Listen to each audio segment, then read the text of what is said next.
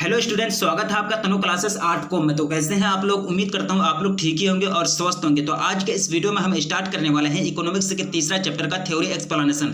काफी important chapter है और इससे बहुत सारे क्वेश्चन से बोर्ड एग्जाम में पूछे जाते हो। तो चलिए आप लोग ध्यान से देखिए और ध्यान से सुनिए। तो सबसे पहले हमको समझना है कि उत्पादन क्या चीज होता है, यानी चैप्टर का ही नाम है उत्पादन और लागत, यानी प्रोडक्शन एंड द कॉस्ट। तो सबसे पहले क्या समझना है, उत्पादन क्या चीज होता है, प्रोडक्शन क्या चीज होता है। देखिए, वह प्रक्रिया जिसके अंतर्गत मशीनी उपकरण, यानी मशीनी उपकरण क्या क्या हो गया, ट्रक हो गया, बस हो गया, ये सब जितने भी है मशीनी उपकरण है, मशीनी उपकरण सहित मानवीय आवश्यकता की वस्तुओं का, जैसे कपड़ा, खाद्यान्न, ये सब क्या है, मानवीय आवश्यकता की वस्तु है इत्यादि का निर्माण होता है, उसे क्या कहते हैं, उत्पादन कहते हैं, प्रोडक्शन कहते हैं। ठीक है।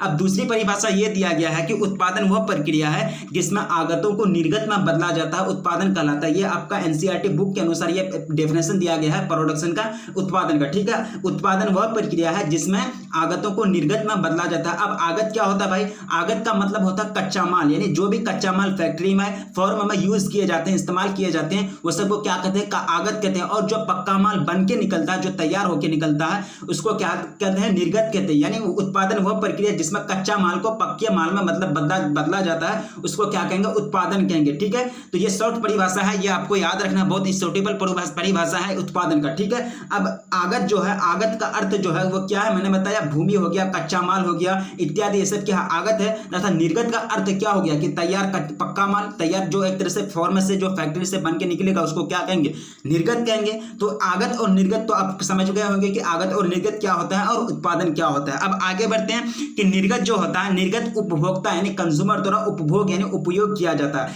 यानी निर्गत का मतलब क्या बताया मैंने कि फॉर्म से जो फैक्ट्री से बन के तैयार होकर के जो सामान निकलता है, उसको क्या कहते हैं, निर्गत। और निर्गत का इस्तेमाल कौन करता है, उपभोग कौन करता है, कंज्यूमर यानी उपभोक्ता करता है। यानी हम लोग क्या है, उपभोक्ता है, कंज्यूमर है। तो निर्गत का उपभोक्ता, निर्गत उपभोक्ता द्वारा क्या किया जाता है, उपभोग यानी उपयोग किया जाता है। उपभोग अगर आपको समझ में नहीं आता हो, यहाँ ब्रैकेट में लिख दिया हूं कि उपयोग, यानी उपभोग का मतलब क्या होता है कि उपयोग यानी इस्तेमाल किया जाता है। साधारण भाषा में उत्पादन का अर्थ क्या होता है भाई, वस्तु या पदार्थ का निर्माण करना। यानी साधारण भाषा में एक तरह से जनरल लैंग्वेज में आप यह कह सकते हैं कि वस्तु या पदार्थ का निर्माण करना ही क्या कहलाता है, उत्पादन कहलाता है। अब आगे बढ़ते हैं, आगे आपको बताया जा रहा है कि उत्पादन के साधन 4 होते हैं। यानी उत्पादन के कितने 4 साधन होते हैं, मीन्स ऑफ प्रोडक्शन कितने होते हैं, 4 टाइप्स के होते हैं। कौन कौन से होते हैं, भूमि यानी लैंड हो गया, उसके बाद पूंजी यानी कैपिटल जिसको फाइनेंस भी कहते हैं, उसके बाद श्रम हो गया यानी लेबर जिसको कहते हैं, उसके बाद साहस यानी ब्रेव। ये क्या है, मतलब उत्पादन के साधन है, इसके बिना उत्पादन नहीं किया जा सकता। कैसे, अगर कोई भी फॉर्म में कोई भी चीज का अगर आप उत्पादन करेंगे तो सबसे पहले आपको कोई अगर फैक्ट्री ही बैठाएंगे मशीन का उत्पादन करने के लिए, कोई भी नया नया तरह के मशीन बनाने के लिए,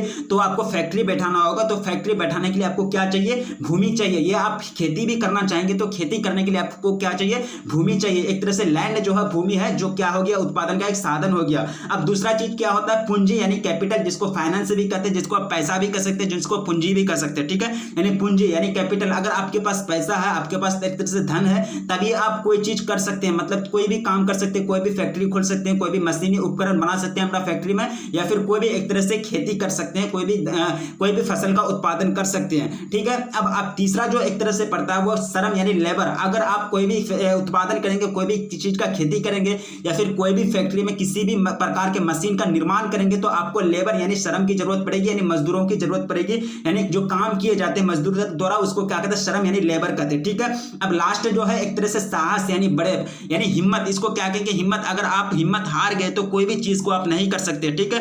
अगर आप जो एक तरह से सोचते हैं कि आगे चल के जो फैक्ट्री में बनाऊंगा उसमें जो नए नए तरह के एक तरह से सामान बनाए जाएंगे, तरह तरह के जो मशीनें बनाए जाएंगे, तो वह आगे चल के सक्सेस होगा या नहीं होगा, ये चीज के लिए आपको एक तरह से हिम्मत रखना होगा, साहस रखना होगा। ठीक है। अगर आप खेती करते हैं तो खेती करने के लिए मतलब आपको क्या चाहिए, हिम्मत चाहिए, ब्रेव चाहिए। क्यों? क्योंकि बहुत बार ऐसे होते हैं कि बाढ़ हो गया, तूफान हो गया, जिसके कारण मतलब फसल को नुकसान होता है। अगर आपके अंदर हिम्मत है तो फिर एक तरह से आप खेती कर सकते हैं। ठीक है। अगर आप हिम्मत नहीं रख सकते हैं तो आपकी अगर हिम्मत अगर नहीं रख सकते हैं, आपके अंदर अगर साहस नहीं है, तो वो भी आप नहीं कर सकते, जिसके कारण ये चारों के चारों मतलब जरूरी हो जाते हैं। किसके लिए, उत्पादन के लिए, यानी प्रोडक्शन के लिए। ये चारों के चारों क्या है, चार के क्या है, मतलब उत्पादन के साधन है। इसमें से कोई भी अगर एक तरह से डिसमिस हुआ तो वहां उत्पादन होना एक तरह से इम्पॉसिबल वाली बात हो जाती है। अब आगे बढ़ते हैं, लागत यानी कॉस्ट क्या होता है, उत्पादन तो समझ लिए, अब आगे बढ़ते हैं कॉस्ट के बारे में आपको पढ़ना है, यानी लागत क्या चीज होता है। देखिए, उत्पादन करता है यानी प्रोड्यूसर, जो एक तरह से फर्म का मालिक होते हैं, जो उत्पादन करते हैं, जो प्रोड्यूसर होते हैं, अर्थात फैक्ट्री या फर्म के मालिक, यानी फैक्ट्री जो फर्म के मालिक होते हैं, मालिक को कच्चे माल के बदले यानी कच्चे माल जो लाते हैं, जहां कहीं से भी लाते हैं, कुछ चुकाना पड़ता, कुछ तो देना पड़ता है ना। जो भी कच्चे माल जहां से भी लाते हैं, जिसके पास से भी लाते हैं, वो ऐसे फ्री में तो नहीं देते हैं, तो उसको कुछ देना पड़ता है, तो उसी को क्या कहते हैं, लागत यानी कॉस्ट कहते हैं। या फिर दूसरे भाषा में आप समझिए कि किसी भी निर्गत वस्तु, क्या निर्गत का मतलब मैंने क्या बताया कि उपभोग की वस्तु यानी उपयोग की जाने वाली वस्तु, यानी जो लोग हम लोग जो एक तरह से हम लोग उपभोग करते हैं, उपयोग करते हैं, ठीक है।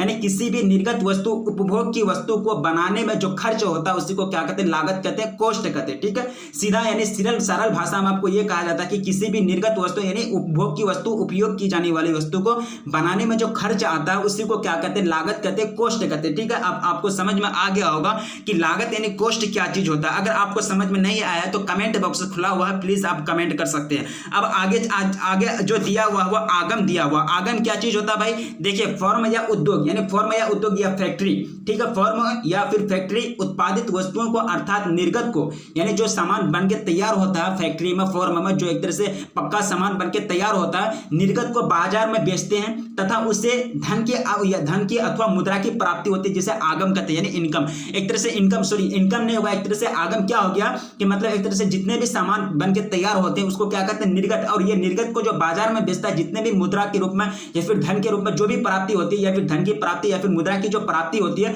उसी को क्या कहेंगे, आगम कहेंगे। ये देखिए आगम और जो है एक तरह से लाभ में अंतर होता है। आगम लाभ और एक तरह से क्या बताया मैंने, लागत। आगम लाभ और लागत में अंतर होता है, डिफरेंस आपको समझना है। लागत का मैंने क्या बताया, यानी कच्चा माल में जितना खर्च पड़ता है उसको कहते हैं लागत, ठीक है। और जो आगम होता है यानी बन के जो तैयार होकर के जो सामान बाजार में बेचे जाते हैं उसको क्या कहेंगे, उसको आगम कहेंगे। अब लाभ जो होता है, लाभ को आपको आगे बढ़ाया जा रहा है। देखिए लाभ का जो होता है, फर्म का लाभ कैसे निकाला जाता है, यह आगम तथा लागत के मध्य अंतर को क्या कहते हैं, फर्म का लाभ कहते हैं, ठीक है। फर्म का लाभ बराबर आगम घटा हो जाएगा लागत, यानी फर्म का लाभ कितना हुआ, कितना बेनिफिट हुआ, आगम ही हो जाएगा। यह आगम का मतलब क्या बताया कि निर्गत वस्तु का बाजार में बेची जाती है, टोटल कितना एक तरह से जो धन प्राप्त होता है उसको क्या कहते हैं, आगम कहते हैं। आगम में अगर आप लागत घटा देंगे तो फैक्ट्री का जो लाभ होगा, बेनिफिट होगा, वो निकल जाएगा, ठीक है। यानी फैक्ट्री को कितना लाभ हुआ, कितना फायदा हुआ, वो ऐसे ही करके ये फॉर्मूला अप्लाइड करके वो अपना निकालते हैं, ठीक है।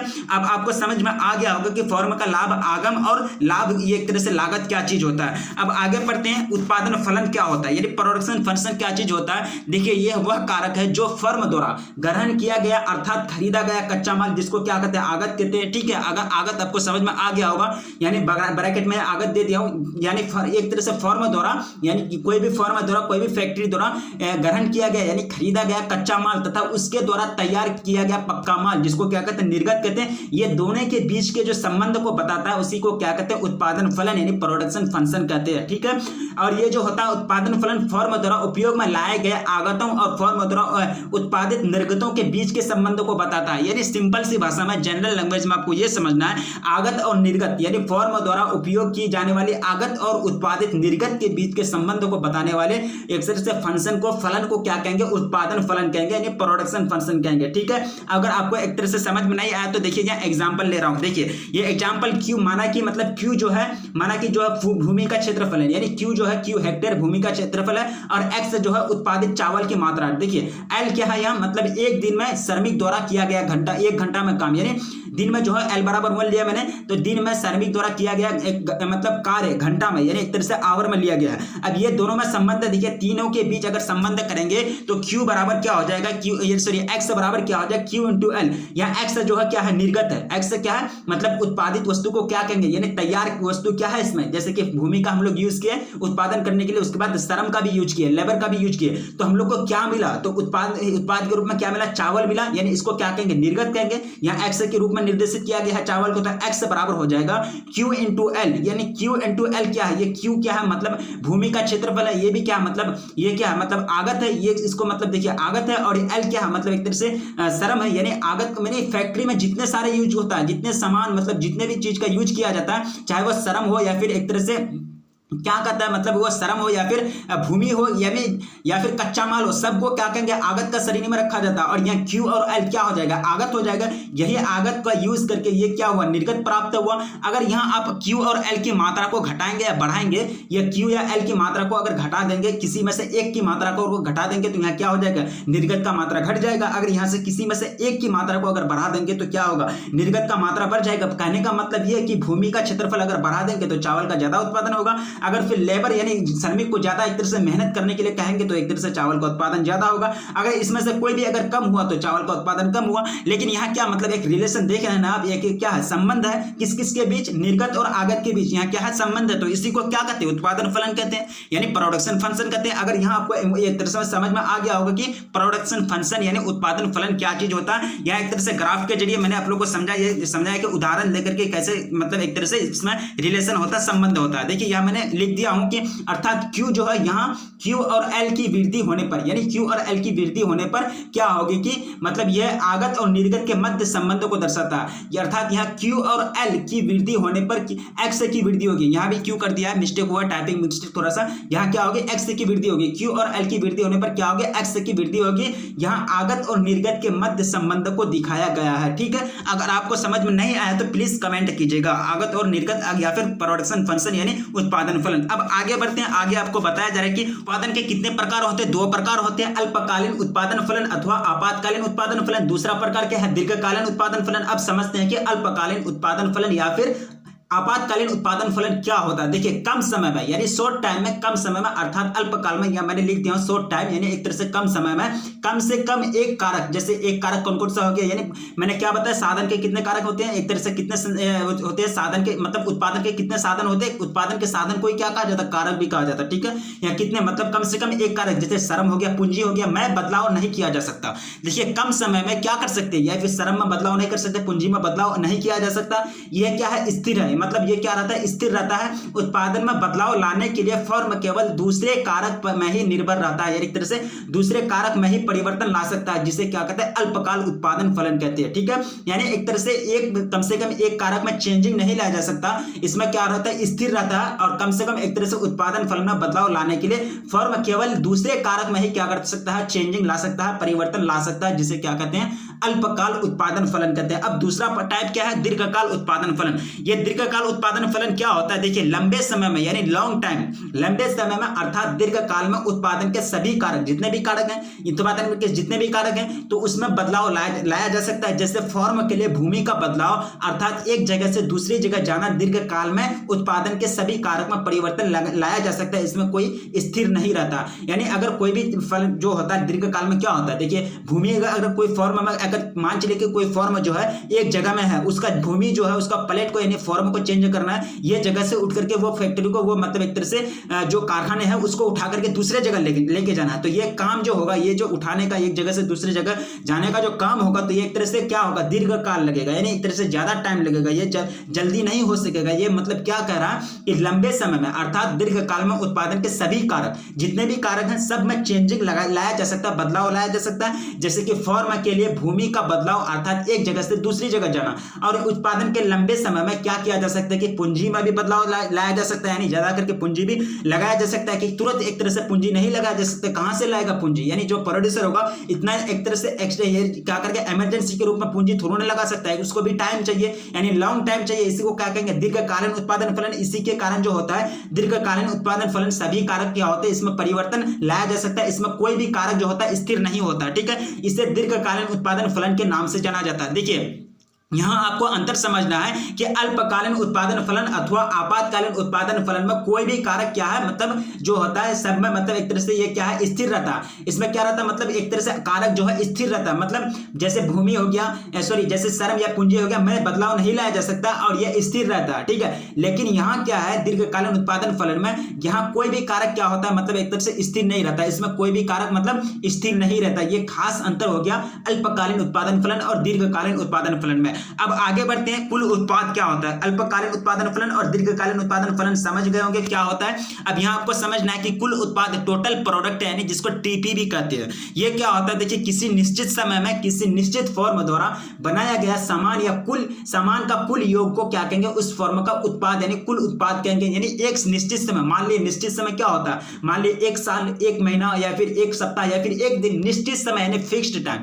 यानी निश्चित समय में किसी भी फैक्ट्री द्वारा, किसी भी फॉर्म द्वारा, किसी भी उद्योग द्वारा टोटल जो सामान बनाया जाता है उसके योग को, उसके योगफल को क्या कहेंगे, कुल उत्पाद यानी टोटल एक तरह से प्रोडक्ट कहेंगे, जिसको क्या कहते हैं, टीपी भी कहते हैं। देखिए, कुल उत्पाद यानी टीपी को श्रम यानी लेबर को घटाने पर घटाया जा सकता है तथा श्रम को बढ़ाने पर क्या किया जा सकता है, लेबर को बढ़ाने पर बढ़ाया जा सकता है। यानी कुल उत्पाद जो होता है प्रोडक्ट, अगर वहां अगर श्रमिक के अगर फॉर्म में बहुत सारे श्रमिक काम कर रहे हैं यानी लेबर काम कर रहे हैं, अगर लेबर की संख्या को अगर घटा देगा तो वहां ऑटोमेटिकली वहां जो उत्पाद होगा यानी जो सामान बनेगा तो वह कम उत्पाद होने लगेगा, क्योंकि वहां लेबर काम करने का कोई लेबर है ही नहीं है। तो अगर वहां क्या करेगा कि श्रम को अगर एक तरह से लेबर की संख्या को अगर बढ़ा देगा तो वहां ऑटोमेटिकली क्या होगा कि मतलब ज्यादा काम होगा तो ज्यादा उत्पाद होगा। तो वही आपको बता रहा है कि टीपी यानी कुल उत्पाद को श्रम यानी लेबर को घटाने पर घटाया जा सकता है तथा श्रम को बढ़ाने पर क्या किया जा सकता है, बढ़ाया जा सकता है। उम्मीद करता हूं आपको कुल उत्पाद समझ में आ गया होगा। अगर आप आगे यहां बताया जरा आपको कि कुल उत्पाद यानी टीपी को कुल प्रतिफल यानी टोटल रिटर्न या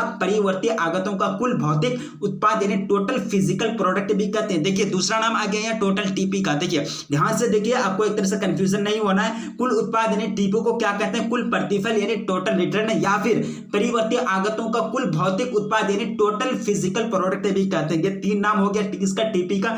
टीपी को टीआर भी कह सकते हैं, उसके बाद टीपीपी भी कह सकते हैं, टोटल फिजिकल प्रोडक्ट भी कह सकते हैं। अब क्या होता है औसत उत्पाद। अब एवरेज प्रोडक्ट क्या होता है। देखिए, एवरेज प्रोडक्ट क्या होता है कि कुल उत्पाद तथा कुल उत्पादित इकाइयों के मध्य, कुल उत्पाद तथा कुल उत्पादित इकाइयों के मध्य अनुपात को क्या कहेंगे, औसत उत्पाद कहेंगे। ये क्या होता है भाई, देखिए औसत उत्पाद बराबर क्या हो जाएगा, कुल उत्पाद जितने भी उत्पाद किए टोटल यानी टीपी यानी टोटल। यहां मैंने आप लोगों को पढ़ाया कि टीपी क्या होता है, कुल उत्पाद क्या होता है, क्या कर देंगे उसको भागा दे देंगे, उसको अपॉन कर देंगे निर्गत की गई कुल इकाई यानी निर्गत की गई कुल इकाई से। मतलब निर्गत का मतलब मैंने क्या बताया कि निर्गत मतलब पक्का तैयार माल, यानी जितने भी यूनिट बन के तैयार हुए, जितने भी सामान बन के तैयार हुए उस सारे के इकाई को, सारे के संख्या को अगर एक तरह से संख्या को जो है एक तरह से उसका और कुल उत्पाद ये दोनों के बीच का अगर अनुपात निकालेंगे तो आपका क्या निकल जाएगा, औसत उत्पाद यानी एवरेज प्रोडक्ट निकल जाएगा। कुल उत्पाद तथा कुल उत्पादित इकाइयों के मध्य यानी बीच यानी मिडिल जो अनुपात को क्या कहते हैं, औसत उत्पाद कहते हैं। क्या कहते हैं, औसत उत्पाद यानी एवरेज प्रोडक्ट, इसको एपी भी कहते हैं, शॉर्ट में इसको क्या कहते हैं, एपी कहते हैं। अब आगे आपको समझना है, औसत उत्पाद समझ में आ गया होगा। अब आगे समझना है आपको कि सीमांत उत्पाद क्या होता है, मार्जिनल प्रोडक्ट क्या होता है। देखिए, मार्जिनल प्रोडक्ट जो होता है सभी आगतों को यानी जितने भी आगत हैं, यानी आगत का मतलब मैंने क्या बताया, श्रम भी होता है, पूंजी भी होता है, कच्चा माल भी होता है, सभी आगत को अगर स्थिर रखा जाए यानी कांस्टेंट रखा जाए, ना ही उसको बढ़ाया जाए ना ही उसको घटाया जाए, अथवा या फिर एक समान मानकर यानी एक तरह से एक समान जल्दी मानकर नहीं घट रहा है नहीं बढ़ रहा, ठीक है, एक समान मानकर किसी एक इकाई आगत में बदलाव, किसी एक ही मतलब दूसरे चीज में नहीं, किसी एक ही आगत में बदलाव के कारण जो उत्पाद में एक तरह से बदलाव आएगा, चेंजिंग आएगा, उसी को क्या कहेंगे, एमपी यानी सीमांत उत्पाद यानी मार्जिनल प्रोडक्ट कहते हैं। उम्मीद करता हूं मार्जिनल प्रोडक्ट समझ में आ गया होगा। मार्जिनल प्रोडक्ट क्या है कि किसी एक आगत में बाकी सभी आगत को छोड़कर बाकी सभी आगत को सामान्य मानकर किसी एक आगत में बदलाव के कारण जो कुल उत्पाद में जो परिवर्तन आता है, कुल उत्पाद यानी टोटल प्रोडक्ट में जो परिवर्तन आता है, जो चेंजिंग आता है, उसी को क्या कहेंगे, एमपी यानी मार्जिनल प्रोडक्ट कहते हैं। उम्मीद करता हूं आपको समझ में आ गया होगा कि मार्जिनल प्रोडक्ट यानी एमपी यानी सीमांत उत्पाद क्या होता है, औसत उत्पाद एवरेज प्रोडक्ट क्या होता है, कुल उत्पाद क्या होता है, ये सब के बारे में पढ़े।